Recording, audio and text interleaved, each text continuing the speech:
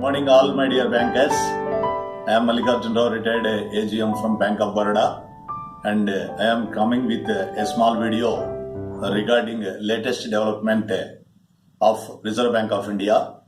On September 13th, 2023, the Reserve Bank of India released some guidelines related to responsible lending conduct, release of movable bar immovable property documents in repayment bar settlement of personal loans. That means those securities are offered by the customers to the bank from their properties towards their loans. On closure of loans, the bankers have to release the documents. So far, the proper guidelines were not given by the Reserve Bank of India. Now the Reserve Bank of India came out with the proper instructions to the regulated entities. On September 13th, 2023, the issue given by Reserve Bank of India in the name of responsible lending conduct. In terms of the guidelines on fair practice code issued to various regulated entities, since 2003, REs are required to release all movable bar immovable property documents upon receiving full repayment and closure of loan account. However, it has been observed by RBI that the REs follow divergent practices in release of such movable bar immovable property documents, leading to customer grievances and disputes. To address the issues faced by the borrowers and towards promoting responsible lending conduct among the REs, the following directions are being issued by Reserve Bank of India. Number 1, release of movable bar immovable property documents. The regulated entities shall release all the original movable bar immovable property documents and remove charges registered with any registry within a period of 30 days after full repayment or settlement of the loan. This is most important. Within 30 days of the closure of the loan, banks should hand over the documents to the concerned borrower.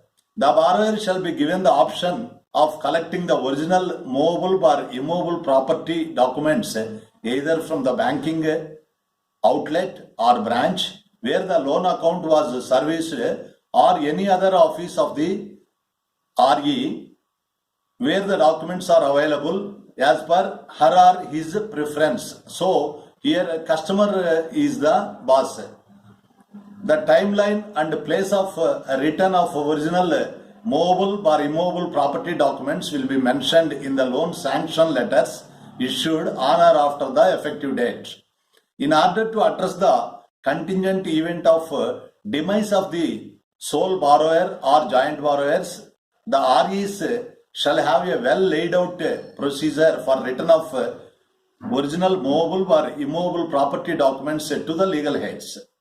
Such procedure shall be displayed on the website of the REs along with other similar policies and procedures for customer information. Compensation.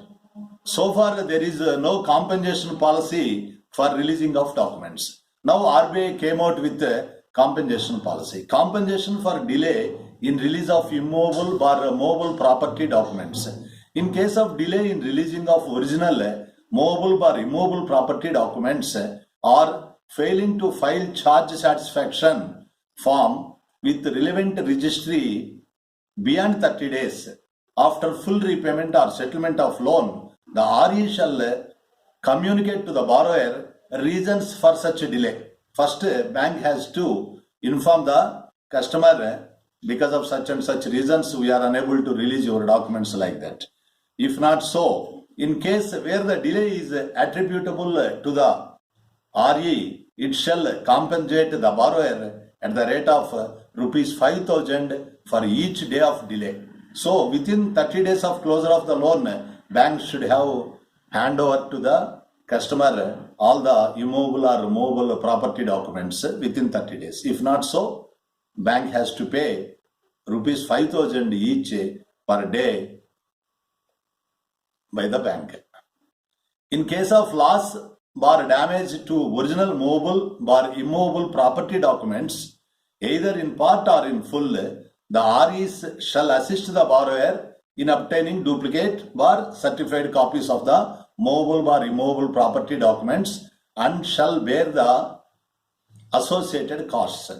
In addition to paying compensation as indicated above, already told, that is above after 30 days they have to pay each rupees 5,000 per day.